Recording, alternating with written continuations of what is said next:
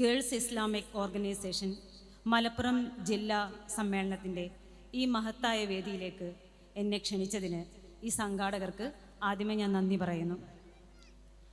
കഴിഞ്ഞ 4-5 വർഷത്തിനിടയിൽ നിങ്ങളുടെ പല വേദികളിലും ഞാൻ ക്ഷണിക്കപ്പെട്ടിട്ടുണ്ട്.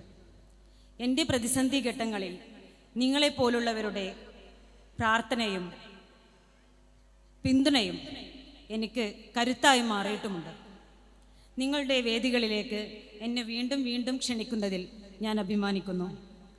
എൻ്റെ നിയമ പോരാട്ടങ്ങൾ നിങ്ങൾക്കാർക്കെങ്കിലും ഏതെങ്കിലും തരത്തിൽ പ്രചോദനമായിട്ടുണ്ടെങ്കിൽ ഞാൻ അതിൽ വളരെയേറെ സന്തോഷിക്കുന്നു. ഒരുപക്ഷെ നിങ്ങൾക്ക് എൻ്റെ വാക്കുകൾ ആവർത്തനവിരസമായി തോന്നാൻ കാരണമുണ്ട്. കാരണം കഴിഞ്ഞ കാലങ്ങളിൽ എന്നെ കേൾക്കുകയും വായിക്കുകയും ചെയ്തവരാണ് ഇതിലുള്ള ഭൂരിഭാഗം ആളുകളും. അതുകൊണ്ട് തന്നെ നിങ്ങളെ കൂടുതൽ ബോറടിക്കാതെ ഞാൻ നോക്കാം. ഇസ്ലാം വിമോചന പോരാട്ടങ്ങളുടെ നിത്യപ്രചോദനം എന്ന വളരെ പ്രസക്തമായ ഒരു പ്രമേയമാണ് നിങ്ങൾ ഈ സമ്മേളനത്തിലൂടെ മുന്നോട്ട് വച്ചിരിക്കുന്നത്. അൽഹംദുലില്ലാഹ്, എൻ്റെ ജീവിതത്തിലൂടെ കടന്നുപോയ പ്രതിസന്ധികളിൽ മുന്നോട്ട് നടക്കാൻ എനിക്ക് പ്രചോദനമായതും അള്ളാഹുവിൽ തവക്കൽ ചെയ്തുകൊണ്ട് അള്ളാഹുമായി ഉണ്ട് എന്ന ബോധ്യത്തിൽ, കൃത്യമായ ബോധ്യത്തോടെ ഞാൻ നടന്നതാണ്. ഈ 4-5 വർഷത്തിനിടയിൽ നമ്മൾക്കൊക്കെ ജീവിതത്തിൽ ഒരുപാട് പ്രതിസന്ധി ഘട്ടങ്ങളായിരിക്കും കഴിഞ്ഞു പോയിട്ടുണ്ടാകുക. പലതരത്തിലായിരിക്കും അതുണ്ടാവുക.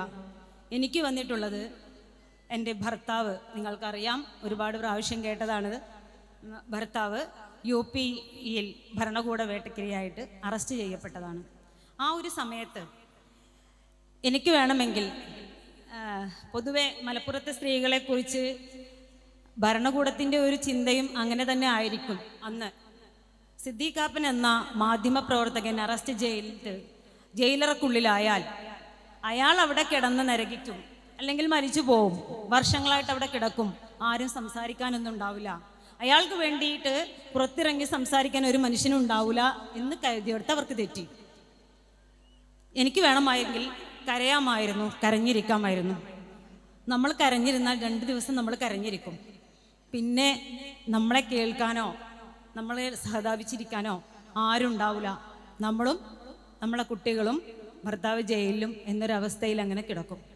ആ ഒരു സമയത്ത് ഞാൻ തീരുമാനിച്ചതാണ്, എനിക്ക് എന്താണോ ചെയ്യാൻ കഴിയുന്നത്, എൻ്റെ ഈ ഒരു ജീവിതത്തിൽ എനിക്ക് എന്ത് ചെയ്യാൻ പറ്റും അത് മുഴുവൻ ഞാൻ ചെയ്യാം.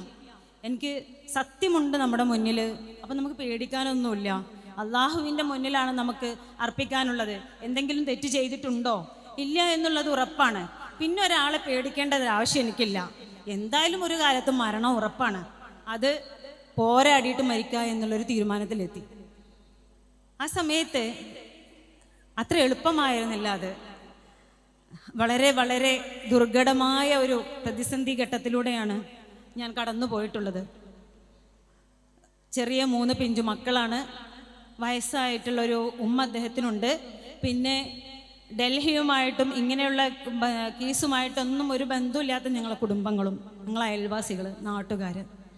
ഇതിനിടയിൽ കള്ളപ്രചാരണങ്ങൾ നടന്നുകൊണ്ടേയിരിക്കുകയാണ്. തീവ്രവാദിയാണ് ഇതാണ് പറയുന്നത്. അദ്ദേഹം തീവ്രവാദിയാണ്. എന്താണ് തീവ്രവാദിയുടെ അർത്ഥം എന്നെനിക്കറിയില്ല. ഒരു ദലിത് പെൺകുട്ടി UP-യിൽ ബലാത്സംഗം ചെയ്ത് ക്രൂരമായി കൊല്ലപ്പെട്ട് അത് വാർത്ത കൊടുക്കാൻ പോയി എന്നതാണ് തീവ്രവാദിയായി മുദ്ര കൊടുത്തപ്പെട്ടത്. അപ്പോൾ ആ സമയത്ത് അതിനെ പറഞ്ഞ് അതിനെങ്ങനെ വളരെ വാർത്തയൊക്കെ വരുന്നു. കയ്യും വലിച്ച് കയ്യിലൊക്കെ കയറിട്ടിട്ട് വല്ല മൃഗങ്ങളൊക്കെ വലിച്ചു കൊണ്ടുപോകുന്ന പോലെ വലിച്ചു കൊണ്ടുപോകുന്ന ദൃശ്യങ്ങളൊക്കെ നമ്മൾ ടെലിവിഷനിലൂടെ കാണുന്നു. എന്താണ് പിന്നൊരു 45 ദിവസത്തിന് അദ്ദേഹത്തിന് എന്ത് സംഭവിച്ചെന്നില്ല. മരിച്ചോ എന്ന് പോലും എനിക്കറിയില്ല. ജീവനോടുണ്ടോയെന്ന് അദ്ദേഹത്തിന് ഉണ്ടെന്ന് അറിയില്ല. അങ്ങനെയൊക്കെ ഉള്ളൊരു സിറ്റുവേഷനിലൂടെ കടന്നു പോകുമ്പോഴും ഞാൻ ദൈവത്തിലെല്ലാം ഭരമർപ്പിക്കുകയായിരുന്നു. ദൈവത്തിൽ ഭരമർപ്പിച്ച് എനിക്ക് ചെയ്യാൻ പറ്റുന്നതിൻ്റെ അങ്ങേയറ്റം ഞാൻ പോയിട്ടുണ്ട്. അൽഹംദുലില്ലാഹ്, അതിനെനിക്ക് ഞാൻ എണീറ്റ് നിന്നതുകൊണ്ടാണ്. നമ്മളൊരു കാര്യത്തിന് ഇറങ്ങുമ്പോൾ നമ്മൾ എണീറ്റ് നിൽക്കാൻ തയ്യാറുണ്ടോ എങ്കിൽ എൻ്റെ ദൈവം കൂടെ ഉണ്ടാവും എന്നുള്ളത് എനിക്ക് എൻ്റെ ജീവിതത്തിൽ മനസ്സിലായ ഒരു കാര്യമാണ്. നമ്മൾ എന്ത് പ്രതിസന്ധി ഘട്ടങ്ങൾ ഉണ്ടായാലും നമ്മൾ അതിനെ പിടിച്ചു നിർത്താൻ നമുക്കതിന് കഴിയും. എന്നെ കൊണ്ടത് സാധിക്കും. ഞാൻ എണീറ്റ് നിന്നതുകൊണ്ട് എൻ്റെ ദൈവം എൻ്റെ പിന്നാലെ ഓരോ ചുവടുവയ്പ്പിലും ഉണ്ടായിരുന്നു. ഓരോ സമയത്തും എന്താ വെച്ചാൽ എൻ്റെ ചുറ്റും ആളുകൾ നീ അങ്ങനെയല്ല, നീ ഇങ്ങനെയാണ് പോവേണ്ടത്, അങ്ങനെയല്ല നീ ചെയ്യുന്നത്, ഇങ്ങനെയാണ് ചെയ്യേണ്ടതെന്ന് പറഞ്ഞ് നമ്മുടെ ചുറ്റും ആളുകൾ ഉണ്ടായിരുന്നു. അതിൽ ശരി പറയുന്നവരും തെറ്റ് പറഞ്ഞു തരുന്നവരും എന്നെ ചതിയിലേക്ക് പെടുത്താനുള്ളവരും ഒക്കെ ഉണ്ടായിരുന്നു. പക്ഷേ എൻ്റെ പടച്ചോൻ എനിക്ക് നേരായ മാർഗത്തിലൂടെ പോകാനുള്ള ഒരു എനിക്ക് തന്നിട്ടുണ്ടായിരുന്നു. അതെങ്ങനെയെന്ന് ചോദിച്ചാൽ എനിക്ക് കേരളത്തിൽ നിന്നല്ല, ഇന്ത്യയിലെന്നല്ല, ഇന്ത്യൻ്റെ പുറത്തുള്ള മാധ്യമപ്രവർത്തകർ വരെ എന്നോട് ചോദിച്ചിട്ടുണ്ട്, നിനക്ക് എങ്ങനെയാണ് കുട്ടി ഇങ്ങനെ പോരാടാനും ഇത്ര ചങ്കൂറ്റത്തോടെ നിന്ന് ഈ കാര്യങ്ങൾ ചെയ്യാൻ നിനക്ക് എങ്ങനെ കഴിയും? നീ എത്രമാത്രം പഠിച്ചിട്ടുണ്ട്? നീ ഒരു ടീച്ചറാണോ എന്ന്. ഞാൻ വെറും ഒരു +2 വിദ്യാർത്ഥിയാണ്. അത്രയും ഞാൻ പഠിച്ചിട്ടുള്ളൂ. പിന്നെ അതിലപ്പുറം ഒരു MLT ഉണ്ട്, പേരിൻ്റെ ഒരു സർട്ടിഫിക്കറ്റ് MLT ഉണ്ട്. പക്ഷേ ഞാൻ 19 വയസ്സിൽ കല്യാണം കഴിഞ്ഞ ശേഷം എനിക്കത് തുടർന്ന് പഠിക്കാനോ ഒന്നും കഴിഞ്ഞിട്ടില്ല അന്നത്തെ ജീവിതത്തിൻ്റെ. പക്ഷേ എന്തോ ഞാൻ അവരോട് പറഞ്ഞിട്ടുണ്ട്, എനിക്ക് എൻ്റെ കയ്യിൽ സത്യമുള്ളിടത്തോളം കാലം പടച്ചോൻ എൻ്റെ മുന്നിലുണ്ട്, ദൈവമാണ് എനിക്ക് കരുത്ത് തരുന്നതെന്ന്. ആര് ചോദിക്കുകയാണെങ്കിലും ഞാനൊരു ഉത്തരമായി എനിക്ക് പറയാനുള്ളൂ, വേറൊരു ഉത്തരം എൻ്റെ അടുത്തില്ല. ആ ഒരു ഉത്തരമാണ് ഞാൻ പറഞ്ഞു കൊടുക്കാറ്. ഓരോ സമയത്തും നമ്മൾ ഇങ്ങനെ വലിയൊരു പ്രതിസന്ധിയിൽ ഇങ്ങനെ വരും. അത് പണം കൊണ്ടായിരിക്കാം, അല്ലാന്നുണ്ടെങ്കിൽ എൻ്റെ ആരോഗ്യം കൊണ്ടായിരിക്കാം, അല്ലെങ്കിൽ പല പ്രതിസന്ധികൾ. ഉമ്മയുടെ ഒരു സിറ്റുവേഷനൊക്കെ ഒരുപാട് കഴിഞ്ഞു പോയി. ആ ഒരു സമയത്തൊക്കെ പിടിച്ചു നിൽക്കുക എന്നുള്ളത് വലിയൊരു പ്രയാസം തന്നെയായിരുന്നു. പക്ഷേ ആ പ്രയാസത്തിലും എന്നെ പടച്ചോനങ്ങോട്ട് നിർത്തി നടക്കാൻ എനിക്ക് മുന്നിലായിട്ട് ഉണ്ടായിരുന്നു. അതിനൊരുപാട് ആളുകളെയും നിങ്ങളെപ്പോലെയുള്ള ഒരുപാട് മനുഷ്യരുടെ പ്രാർത്ഥന, ആ പ്രാർത്ഥനയുടെ ശക്തി ഞാൻ അറിഞ്ഞതാണ്. ഒരുപാട് മനുഷ്യരുടെ, ഒരുപാട് ഉമ്മമാരുടെ, ഉപ്പമാരുടെ, ഒരുപാട് ആളുകളുടെ പ്രാർത്ഥനയുടെ ശക്തി എനിക്ക് കിട്ടിയിട്ടുണ്ടായിരുന്നു. അദ്ദേഹത്തിനും കോവിഡ് വന്നിട്ട് എൻ്റെ നാട്ടിൽ തന്നെ ഒരുപാട് മനുഷ്യർ മരിച്ചൊരു സമയത്ത് അദ്ദേഹം വീണു, സീരിയസ് ആയി. 500-ലേറെ ഷുഗറുള്ള കോവിഡ് പോസിറ്റീവായ ഒരു വ്യക്തിയെ കട്ടിലിൽ കെട്ടിയിട്ട് ഹോസ്പിറ്റലിൽ നിൽക്കുമ്പോൾ ആ ഒരു സമയത്തും പടച്ചോൻ എനിക്കൊരു ചെറിയൊരു ഉൾവിളി തന്നു, ചെറിയൊരു തെളിവ്, ഒരു തുമ്പ് എനിക്ക് തന്നു. ആ തുമ്പിൻ്റെ പിന്നാലെ ഞാൻ ഓടിയിട്ടാണ് അദ്ദേഹം എയിംസ് ഹോസ്പിറ്റലിൽ എത്തിയതും കേസ് മുന്നോട്ട് പോയതും അദ്ദേഹം ജീവനോടെ ഇരിക്കുന്നത്. പക്ഷേ കുടുംബത്തിൻ്റെ കൂടെ നിന്ന് കോവിഡ് ചികിത്സ നടത്തിയ ഒരുപാട് മനുഷ്യർ മരിച്ചുപോയി ഞങ്ങളുടെ വീടിൻ്റെ അടുത്ത് തന്നെ. അപ്പോൾ ആരുമില്ലാതെ കിടന്ന അദ്ദേഹത്തിന് പടച്ചോൻ എന്തോ ഒന്ന് അതെങ്ങനെ പോയാൽ പോരാ എന്നുള്ളൊരു ഇത് തന്നിട്ടുണ്ട്. അതുകൊണ്ടാണ് അന്ന് അൽഹംദുലില്ലാ കോവിഡിൽ നിന്നും രക്ഷപ്പെട്ട് ഇന്ന് എൻ്റെ മുന്നിൽ നിൽക്കുന്നത്. അപ്പോൾ പ്രതിസന്ധികൾ ഞാൻ എപ്പോഴും പറയുന്നത് അതാണ്, പ്രതിസന്ധികൾ നമ്മളിൽ എപ്പോഴും ഉണ്ടാവും.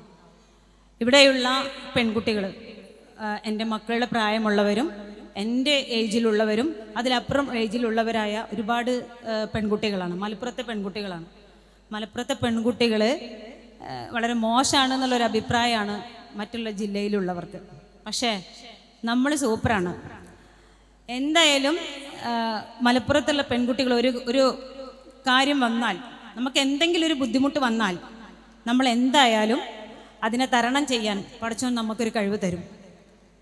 നമ്മൾ ഏത് പ്രതിസന്ധിയിലും, ഞാനിവിടെയുള്ള ആളുകളോട് ഏത് പ്രതിസന്ധിയിലും, ഇപ്പോഴുള്ള പെൺകുട്ടികളൊക്കെ ചിലതൊക്കെ നമ്മൾ കേൾക്കുന്നുണ്ട്, ചെറിയ നിസാര കാര്യങ്ങൾക്ക് പോലും ആത്മഹത്യ ചെയ്യുന്ന പ്രവണത, അല്ലെങ്കിൽ മൊബൈൽ കിട്ടാത്തതിന്, അങ്ങനെയുള്ള പല പല വിഷയങ്ങളിൽ അങ്ങനെയും നമ്മൾ കേൾക്കുന്നുണ്ട്. അപ്പോൾ പെൺകുട്ടികൾക്ക് കൂടുതലായിട്ട് ഈ ഫോണിൽ അതേപോലെ ഇൻസ്റ്റ ഒക്കെ നോക്കി നിൽക്കുന്ന സമയത്ത് കുറച്ചുകൂടി രാഷ്ട്രീയപരമായിട്ടുള്ള കാര്യങ്ങളിലേക്ക് ശ്രദ്ധ പോകുന്നു. GIOയിലെ കുട്ടികൾ അതിൽ ഉഷാറാണെന്നാണ് ഞാൻ കണ്ടിടത്തോളം എനിക്ക് മനസ്സിലാക്കിയിട്ടുള്ളത്. ഞാൻ ഡൽഹിയിൽ കുറച്ച് ദിവസം താമസിച്ചിരുന്നു. അദ്ദേഹത്തിൻ്റെ ജാമ്യത്തിൻ്റെ സമയത്ത് നല്ല തണുപ്പുള്ളൊരു സമയമാണ്. എനിക്ക് ആ സമയത്ത് എനിക്ക് പോവേണ്ടി വന്നിട്ടുണ്ട്. ആ 20 ദിവസം എനിക്ക് താമസിക്കാൻ ഒരു ഇടം കിട്ടിയിട്ടില്ലായിരുന്നു. അന്ന് ഞാൻ GIOയിലെ മക്കളെ കൂടെ ആയിരുന്നു നിന്നിരുന്നത്. അവരുടെ സാന്ത്വനത്തിൽ, അവരുടെ ചിരികളികളിൽ ഞാൻ എൻ്റെ ദുഃഖങ്ങളൊക്കെ മറന്നുപോയിരുന്നു.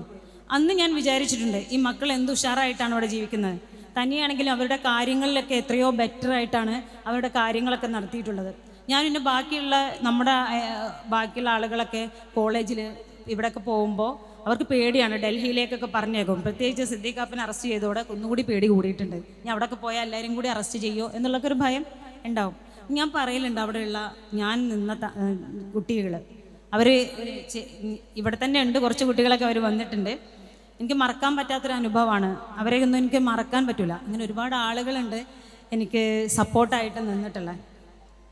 ഒരുപാട് മനുഷ്യരുണ്ട്, നല്ല നല്ല മനുഷ്യർ. അതിൽ മതം എന്നോ മതമില്ലാത്തവരെന്നോ രാഷ്ട്രീയ കാഴ്ചപ്പാടുള്ളവരും അങ്ങനെ പല രീതിയിലുള്ള ആളുകളുണ്ട്. അവരെയൊക്കെ എനിക്ക് നല്ല മനുഷ്യരായിട്ടുള്ള കുറേ ആളുകളുണ്ടല്ലോ, അവരൊക്കെ എനിക്ക് സപ്പോർട്ടായിട്ടും എനിക്ക് പിന്തുണയുമായും എല്ലാ കാര്യത്തിലും എൻ്റെ മുന്നിലുണ്ടായിരുന്നു. അതുകൊണ്ട് തന്നെ ഒരുപാട് ഞാൻ നീട്ടിപ്പരത്തുന്നില്ല. എന്നെക്കാളും അനുഭവങ്ങൾ ഇപ്പോൾ ഞാനിങ്ങനെ അദ്ദേഹത്തിന് ജാമ്യം കിട്ടിയിട്ട് 2 വർഷമായി. അദ്ദേഹം എൻ്റെ കൂടെയുണ്ട്. പക്ഷേ കേസൊന്നും ഇനിയും കഴിഞ്ഞിട്ടില്ല. ചിലപ്പോൾ അങ്ങോട്ട് തന്നെ പോവാം. UP കേസ് നടന്നുകൊണ്ട് തന്നെ ഇരിക്കുകയാണ്. എന്താണ് വിചാരണയിൽ വരിക എന്നുള്ളതൊന്നും നമുക്കറിയില്ല. അല്ലല്ലാ, എന്തായാലും പടച്ചോനിൽ പ്രതീക്ഷ അർപ്പിച്ച് പടച്ചോൻ എന്താണോ കണ്ടിട്ടുള്ളത് അതുപോലെ വരട്ടെ എന്നുള്ള രീതിയിലാണ് മുന്നോട്ട് പോകുന്നത്. ഇതുപോലെ കാപ്പനെ പോലെ ജയിലഴികളിൽ കിടക്കുന്ന ഒരുപാട് മനുഷ്യർ ഇപ്പോഴും നമുക്ക് മുന്നിലുണ്ട്. ഒരുപാട് നിരപരാധികളായ മനുഷ്യരാണ് ഇപ്പോഴും ജയിലഴികളിൽ കിടക്കുന്നത്. അവരുടെ ഭാര്യമാർ, ഉമ്മ, ഉപ്പ, മക്കൾ, അവരുടെയൊക്കെ വേദന എനിക്ക് മനസ്സിലാവും. ഞാൻ അനുഭവിച്ചത് എന്താണ്, അതാണല്ലോ അവരും അനുഭവിക്കുന്നത്. എനിക്ക് പുറമേക്ക് സംസാരിക്കാൻ കഴിഞ്ഞിട്ടുണ്ടെങ്കിൽ അവർക്ക് സംസാരിക്കാൻ പോലും പറ്റാതാവുന്നുണ്ടാവും. ഒരുപാട് കാര്യങ്ങൾ അവർക്ക് പറയാനുണ്ടാവും. പക്ഷെ ഒരു വേദി അവർക്ക് കിട്ടുന്നുണ്ടോ എന്ന് എനിക്കറിയില്ല. അവർക്ക് വേണ്ടിയിട്ട് നിങ്ങളെല്ലാവരും കൂടെ നിൽക്കണം എന്നുള്ളത് എൻ്റെ ഒരു അഭ്യർത്ഥനയാണ് ഈ ഒരു സമയത്ത്. ഒരുപാട് മനുഷ്യരുടെ പ്രാർത്ഥനകൾ, സിദ്ദീഖാപ്പന് കിട്ടിയ പ്രാർത്ഥന പോലെ, പിന്തുണ പോലെ അവർക്കെല്ലാവർക്കും കിട്ടേണ്ടതുണ്ട്. അതിനെ ഈ മക്കളൊക്കെ അതിന് പറ്റിയ ആർജവമുള്ള മക്കളാണെന്ന് എനിക്ക് ഉറപ്പുണ്ട്. ഇൻഷാ അല്ലാഹ് നിങ്ങളെല്ലാവരെയും, ഇവിടെയുള്ള എല്ലാ ആളുകൾക്കും അതിനുള്ള കരുത്തും സഹനവും ക്ഷമയും പോരാട്ട വീര്യവും നൽകട്ടെ എന്ന് പ്രാർത്ഥിച്ചുകൊണ്ട് എല്ലാവർക്കും നല്ലത് വരണേ എന്ന പ്രാർത്ഥനയോടെ നിർത്തുന്നു. അസ്സലാമു അലൈക്കും വറഹ്മത്തുള്ളാഹി.